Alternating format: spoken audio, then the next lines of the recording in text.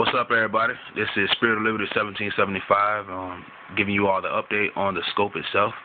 This is the formal introduction to my Nikon Buckmasters 4.5-14 power by 40mm scope. This is a phenomenal scope just from feeling it, from looking at it. I personally believe that it's a great scope. It was put together with quality components. From looking at scopes online to going to field some in local gun shops, I have no problem or no reason to say that this scope is of an inferior quality. I bought this scope online at opticsplanet.com with a coupon code, and it came out to about $246 as of a week ago. I don't know if the price is going to be the same now, but when I bought it a week ago, that was the price of the scope.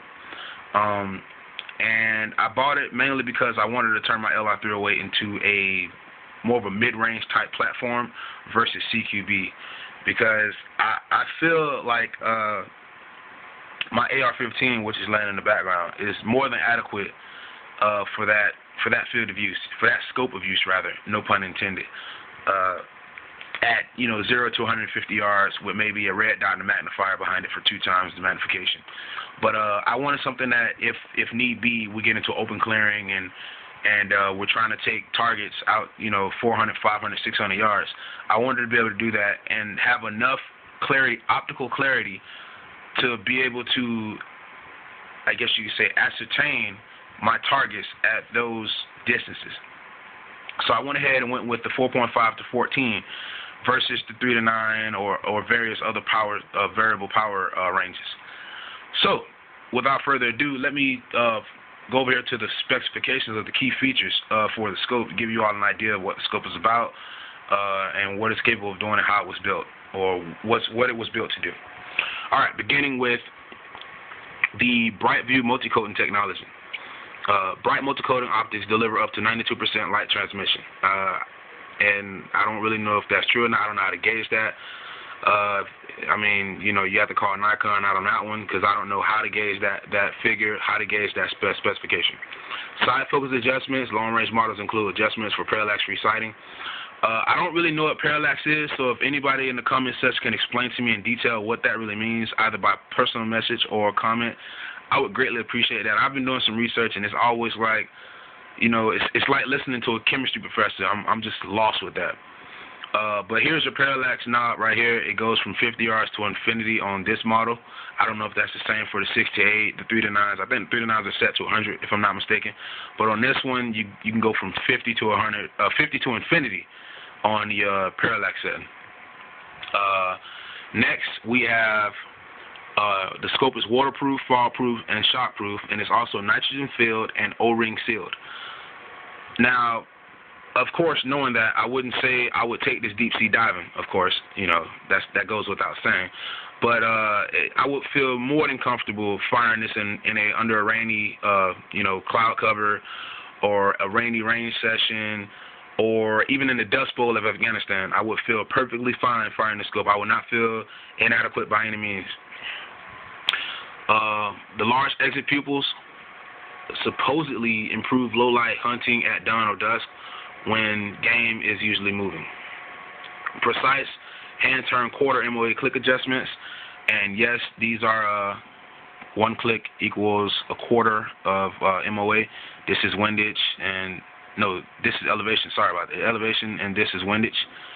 And you also have an adapter or built-in. I forgot what you call that. Threading for. Should I go this way? Let me see if I can get it. Can I pick it up? Yeah, built-in threading for a sunshade, which may or may not be needed. That's a personal perspective. All right. So as I've told you before, the power range is 4.5 to 14 power. It's a 40mm objective. Exit pupil is 2.9 to 8.9 millimeters.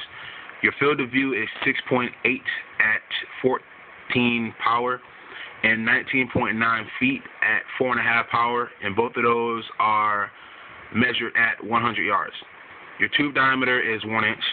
Your eye relief is 3.6 inches to 3.7 inches, which doesn't give a lot of leeway. your objective or outside diameter is 49.3 millimeters. If you're trying to figure out how low you can mount this scope before it begins to touch the top of your rifle, you would definitely want to use that.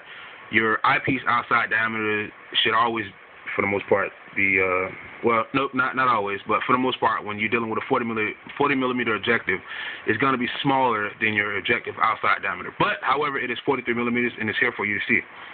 Your weight is 17.6 ounces. Not very heavy in the hand. I really don't know how it's going to feel on a rifle because my rings haven't arrived just yet. But when they do, I imagine I will give you guys an overall view after firing at the range. Overall length is 14.4 inches. Your adjustment graduation is 1/4 inch. Your max internal adjustment is 50 minutes of angle or 50 MOA. And there it is again. Your parallax setting is 50 yards to infinity. Your side focus, you do have one. Waterproof, fog-proof. Yes, it is.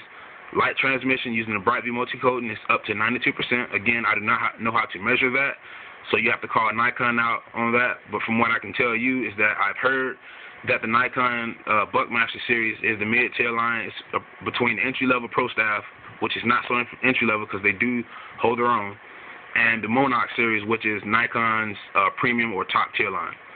And the only thing that comes in here is your Nikon lens caps and Nikon windage and elevation caps, which mine did not come with.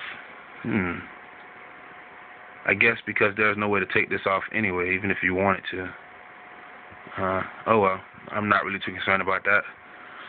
Because actually, this scope has mil dots, and I don't think you're going to be able to pick this up, but I guess we can try. Are you? No, you're not.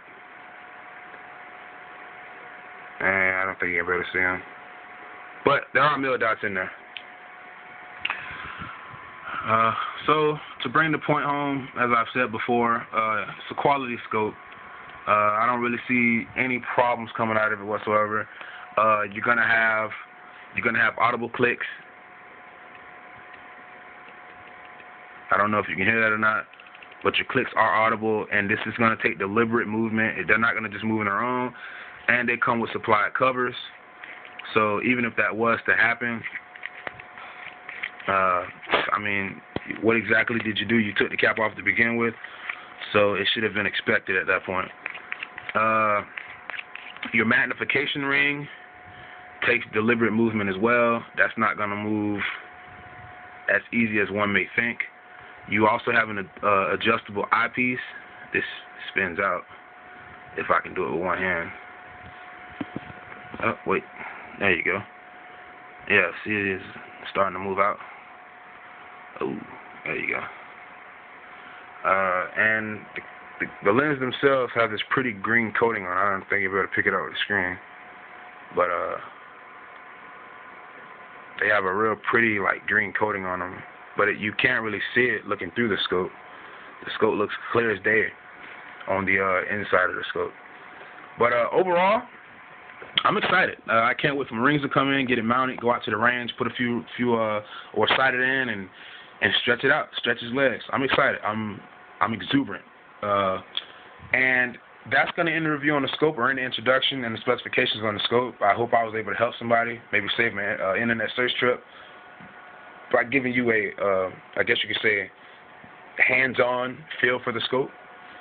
I hope, if you like it, if you like the scope review, don't be afraid to subscribe. Don't be afraid to like. Don't be afraid to comment. And don't be afraid to tell me what you didn't like or what you think I should add to the video. You know what I'm saying? This only helps me improve the quality on the videos. And if anybody's asking or wondering, this is going on the LR308 post 2009, so it has a standard upper rail on the upper receiver. It's not raised like the old LR308s are.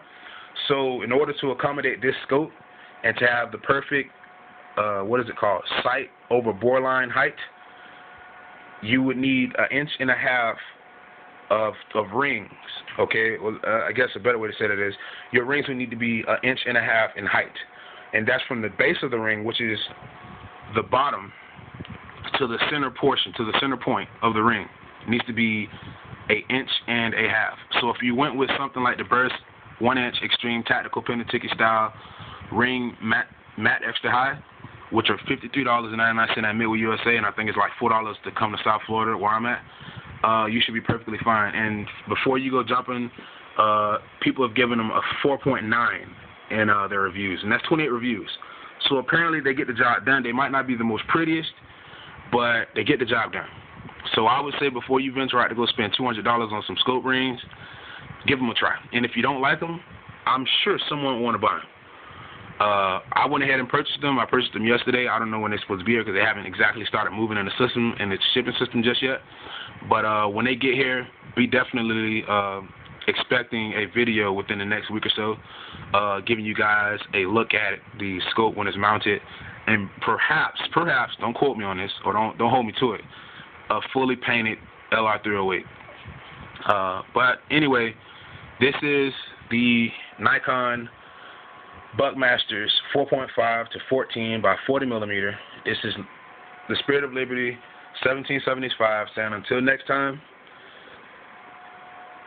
liberty or death, don't tread on me. Goodbye.